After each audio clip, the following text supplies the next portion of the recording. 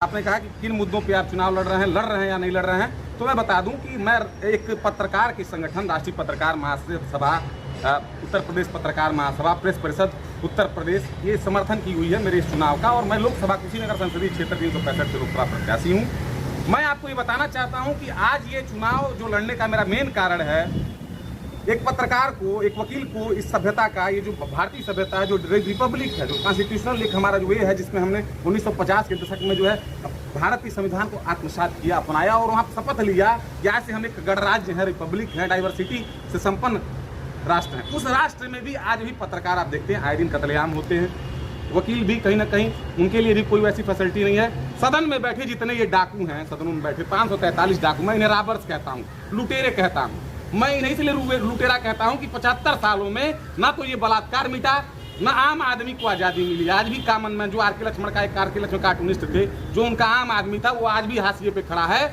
जबकि सत्ता का एक वर्ग, जो सत्ता से 20 करोड़ लोग इस देश में, 20 करोड़ लोग फर्स्ट ग्रेड की जो है विलासिता की जिंदगी जीते हैं, और बाकी 80% जो लोग हैं, 120 करोड़ लोग हैं, वो दिन रात हैंड टू माउथ के लिए लड़ते हैं।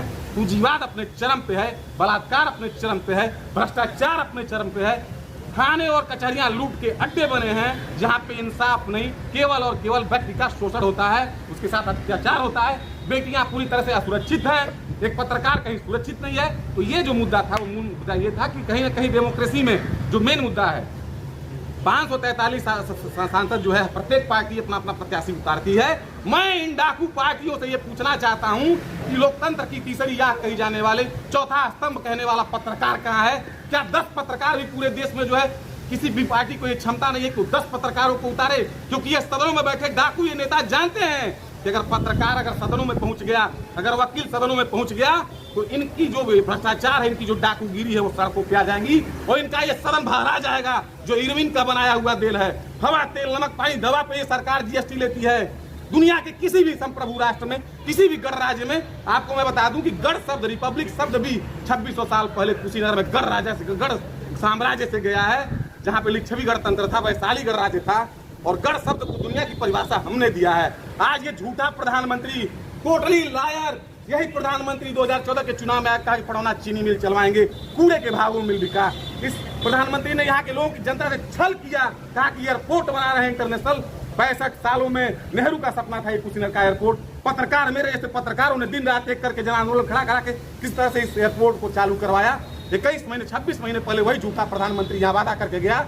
और ये जब एयरपोर्ट बना था, तो इसका ये जो प्राकलन समिति थी, वो कही थी कि 35 लाख यहाँ पर्यटक हर साल आएंगे, 10 लाख युवाओं को रोजगार मिलेगा। एक सेकंड में एक वो अंतर्राष्ट्रीय उड़ानें नहीं हुई। मोदी जी ने कहा कि कोरिया, जापान और अब अमेरिका भी आपके पैर के तले है।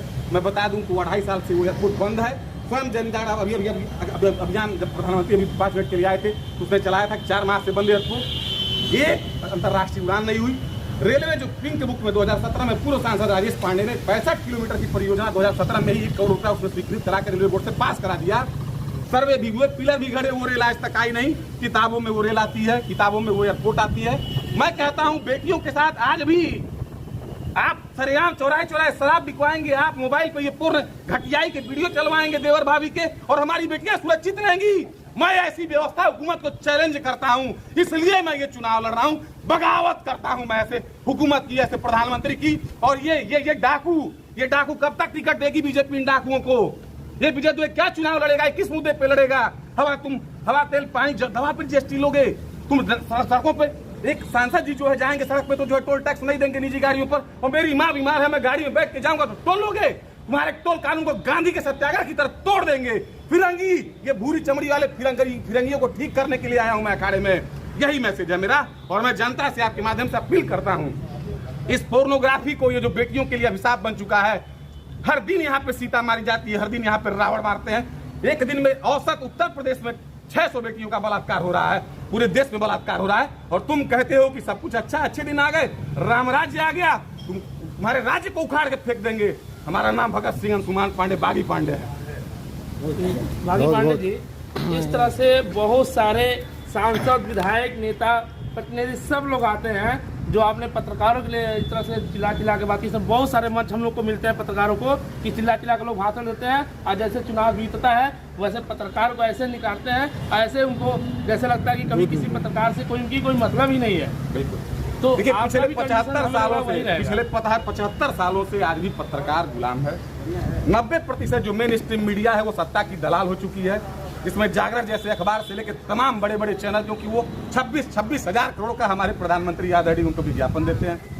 जो सेकेंड स्ट्रीम मीडिया है, जो कि जैसे सोशल मीडियाज हैं और तमाम लोग वही आज मंच पे आपकी आवाज को उठा भी रहे हैं। सवाल ये नहीं, आपने कहा कि आप बदल जाएंगे। पहली बात ये बता दूं कि मैं वित्त बार नेता नहीं हूं, मैं एक पत्रकार हूं, एक लेखक हूं। एक लेखक और एक पत्रकार हमेशा ही बहुत संवेदनात्मक होता है, संवेदनशील होता है। हम पिछले 17 सालों से हम लोग सिर्फ जीवन में लोगों का दुख रिकॉर्ड किए हैं, और उसका गवाह है ये ट्विटर मोबाइल का। मेरे फेसबुक को खोलिए, व्हाट्सएप पे खोलिए, तो मेरा एक चरित्र है। मैं एक शिक्षित पढ़ा लिखा एक नौजवान हूं, और ये इस व्यवस्था के क्रम में मैं आज यहाँ पे हूं कि मैं ऐसी हुकूमत को और ज्यादा बर्दाश्त नहीं कर सकता। अब वो दिन आ गया है कि ये पार्टियां सुन लें 10% सीटें, चाहे वो कोई भी पार्टी हो, कांग्रेस हो, सपा हो, बसपा हो, भाजपा हो, 10% सीटें मेरा सत्याग्रह रहेगा। मैं आज ही कल में करने वाला हूँ। 10% सीटें पत्रकारों को और 10% टिकट वकीलों को मुहैया कराएं, ताकि इन सदनों में बैठे हुए, ये मैं नहीं कह रहा हूं कि ये लुटेरे हैं, ये संसदीय समिति कह रही है। 243 ऐसे सांसद हैं, काले सांसद, जिनके ऊपर हत्या, लूट, बलात्कार, डकैती, भ्रष्टाचार, 50 हजार करोड़ रुपए का गबन का आरोप है। इन डाकुओं को से साफ करना पड़ेगा, भूरी चमड़ी वाले डाकुओं को। हमारे सवालों का आप जवाब देंगे। एक और चीज बताइए, हम लोग के बीच में ये बहुत सारे मैटर हैं कि ये बताइए, एक सफाई कर्मी बनने के लिए हमारे इस उत्तर प्रदेश, या मैं देश की बात करूं, एक 4th क्लास की जॉब करने के लिए, सफाई करने के लिए हमें ग्रेजुएशन की जरूरत पड़ती है। तो क्यों नहीं ऐसा सरकार योजना बनाती है कि हमारे देश को चलाने के लिए हमारे